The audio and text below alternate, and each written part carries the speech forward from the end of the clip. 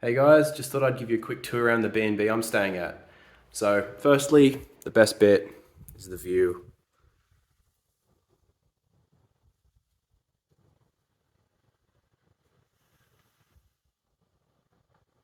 Amazing view, great weather, it's nice and quiet. Um, Come down here to the kitchen. It's a really small, cozy kitchen, so it's kind of funny they've just plonked the fridge in a random corner in another room. It's kind of funny. Um, I'm pretty happy to have a kitchen, so I can do some cooking tonight. I think I'll get some ingredients and cook dinner. Um, and I'm really cool. They've got some ingredients already here. They've got garlic, olive oil, chili flakes, pepper. I think this is another type of oil, or it might just be olive oil. Salt, normal salt, and rock salt, which is cool. That'll sprinkle nicely on some garlic bread. I got the view again from the kitchen. I have no idea what the blue bin's for. I'm sure that's just rubbish, recycling, like green, what do you call it? Natural, I can't think of the word, like plants and food and stuff. Compost, that's the word. And I'm not sure what the blue's for. So, got some nice espresso cups here. I'll show you upstairs. I've got the main hallway in the front door. I think I'll try and put the sleeping bag on the front of the bike later today. See how that goes. Got the bathroom with the view, the same view, and the bedroom with the nicely decorated bedspread. Yeah, so I'm gonna go get some ingredients for dinner and let's see what I end up cooking. Well, I just went to the supermarket, got some ingredients for dinner, and on the way there I had about half a dozen encounters with dogs off the leash that were barking same as the first one. So yeah, I've realized now that they're all talk and you just yell at them and they go away. But there was one really big, like Rottweiler sort of thing that started barking at me from like ages away, and it was jumping, trying to, I think, get over the fence. And then I got close and I realized there was no fence, but it was attached to a chain. So luckily for the chain, I guess the owners knew that that dog was pretty aggressive. So I took a detour on the way back to avoid that street of dogs, which involved a very steep hill, which is why I'm pushing my bike up the hill right now. Yeah, so I'll get inside and I'll show you what ingredients I got. All right, so what we've got, some fresh bread, some sausages, of course, some cold sliced salami. I wanted to get risotto, but I got basmati rice, just because, it'll take a bit longer to make risotto. Tomato sauce, well, the good tomato sauce, not ketchup. Yeah, so I'm gonna see what I can make with this. All right, here's the final product.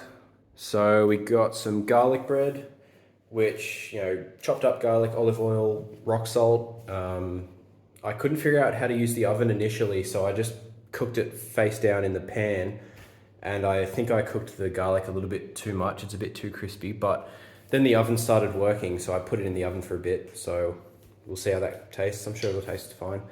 I got this bottle of red wine for like €2.50. So that's like under $4 Australian dollars. Thinking it would just be a whatever red wine, but oh, it tastes amazing. It's so good.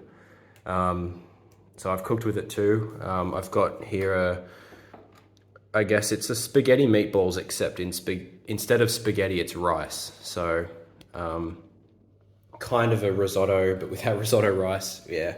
So I cooked the meatballs I chopped up the sausages to make meatballs, cooked it in olive oil, added the rice, got that all soaked up in the meat juices. And then I opened up the can of passata, the tomato sauce, and it smelled unbelievable. The best sort of fragrant tomato sauce I've ever smelt. And I think it was just basil, like tomato and basil.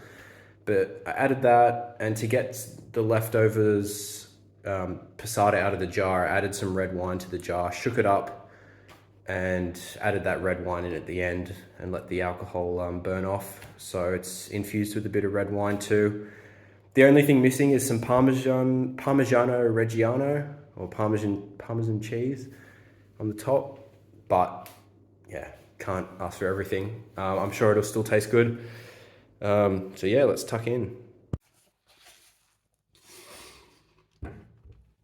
I've realized a few things today that I want to put on record, on video. The first thing is that this food is incredible, and I don't think it has much to do with my cooking ability. It's the ingredients I used.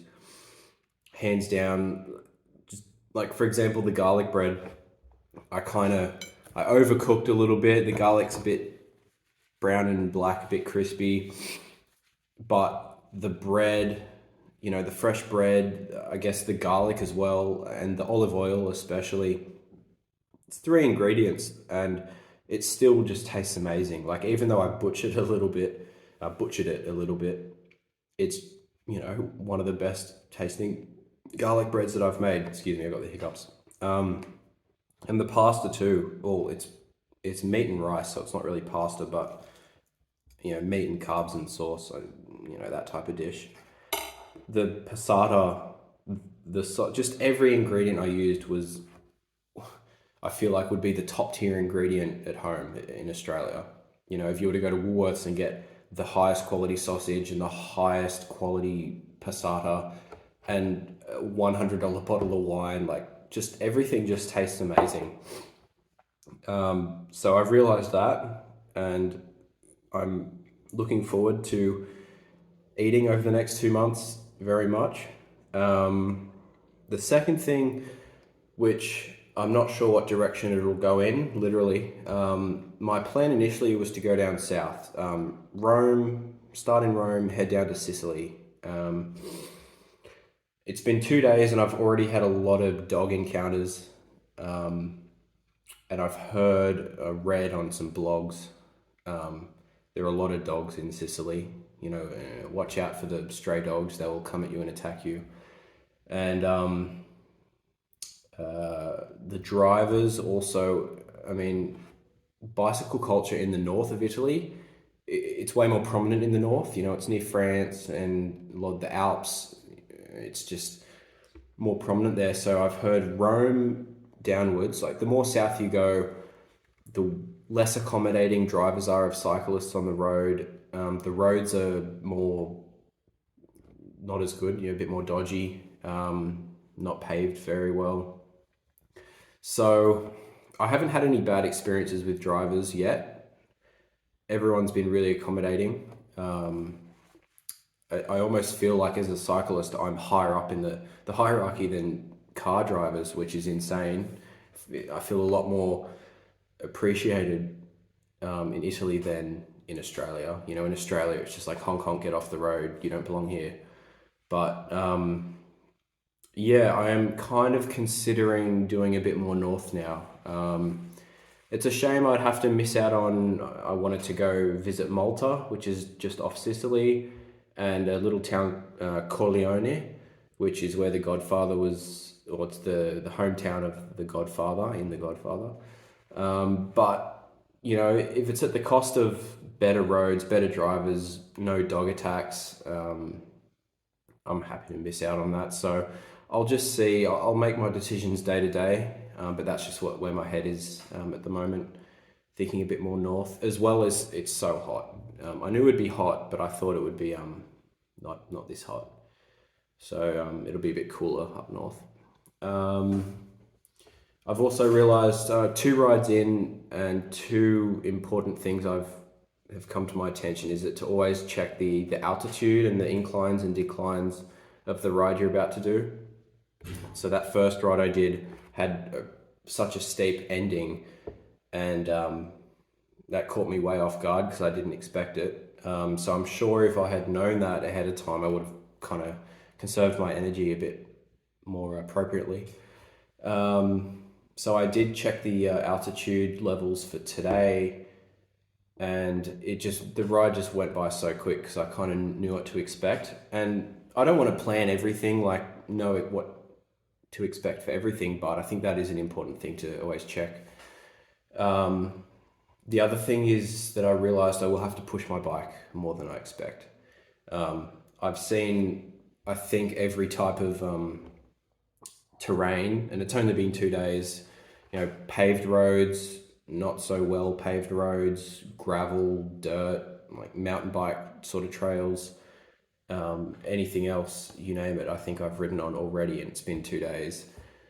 So I do expect to come across a lot of unrideable surfaces, and I have read that too.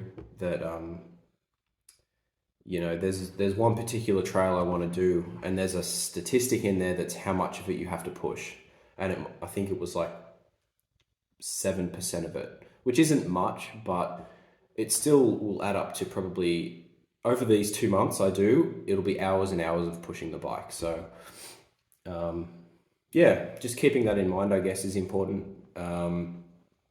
Yeah, those are the things I kind of thought of today. And I'm sure I'll think of new things every day that'll change my mind on a lot of things. So yeah, that's that. Now to finish dinner.